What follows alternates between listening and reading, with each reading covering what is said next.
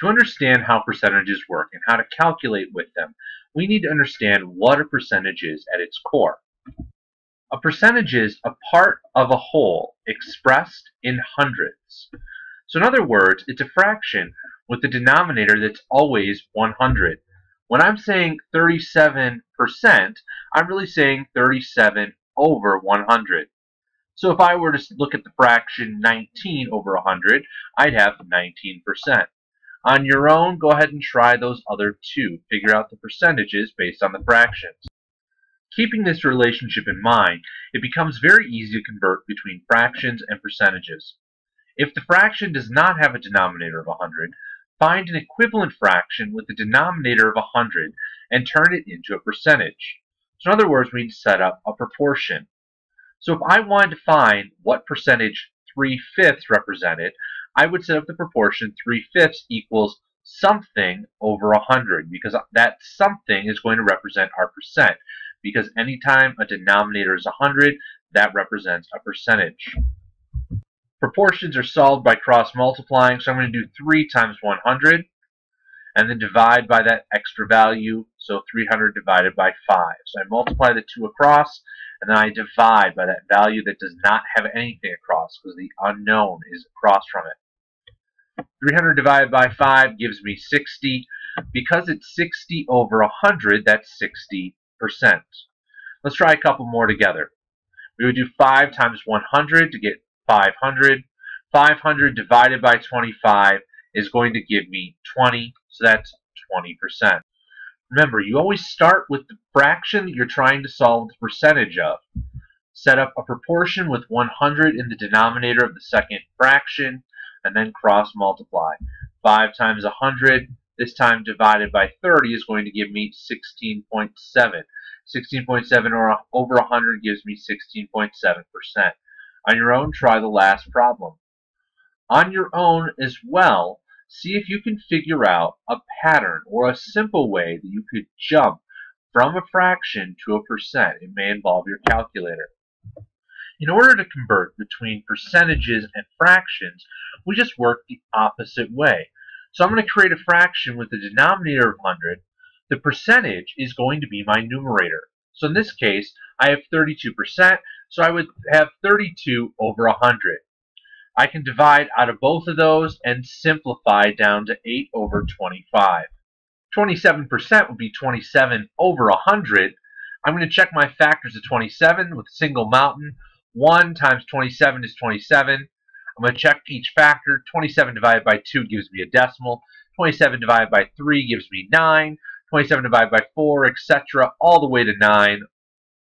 Have all my factors. 100 divided by all of those factors gives me a decimal except for 1, so it's simplified. 135% over 100, so I'm going to try to simplify this as best I can. Sometimes it helps to turn it into a mixed number first. I'm going to get that 100 out of the way, because I have one set of 100 and then 35 left. So I'm going to find the factors of 35, see if I can find a common denominator here.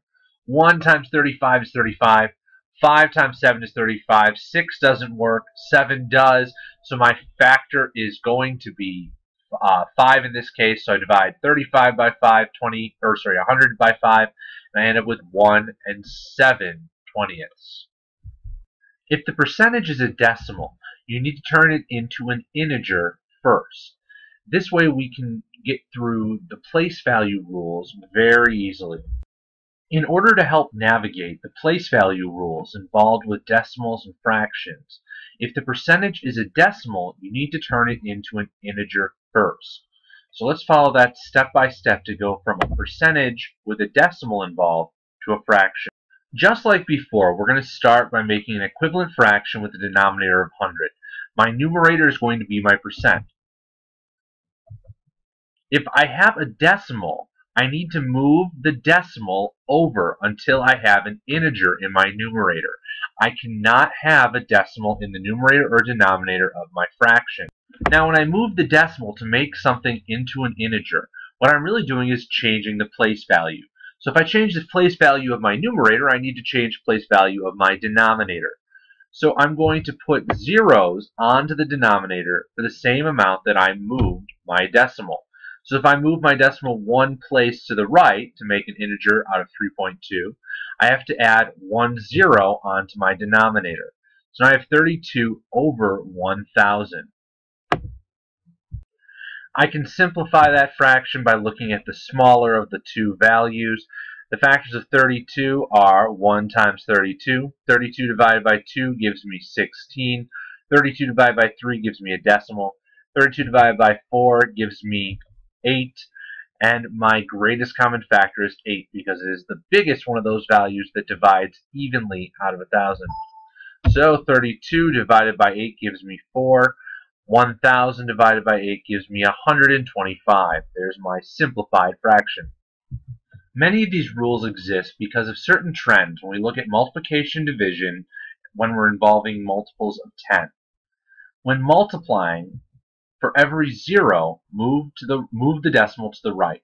So for example, if I were to multiply by 100, I'd move the decimal 2 places because there's 2 zeros in 100. Same thing, 1,000 times any value, I'd move the decimal 3 places because there's 3 zeros in 1,000. When dividing for every 0, move the decimal to the left. So if I was dividing by 10, I would move 1 place to the left because there's 1 0. If I was dividing by 10,000, I would move my decimal place 4 places to the left because there's 4 zeros.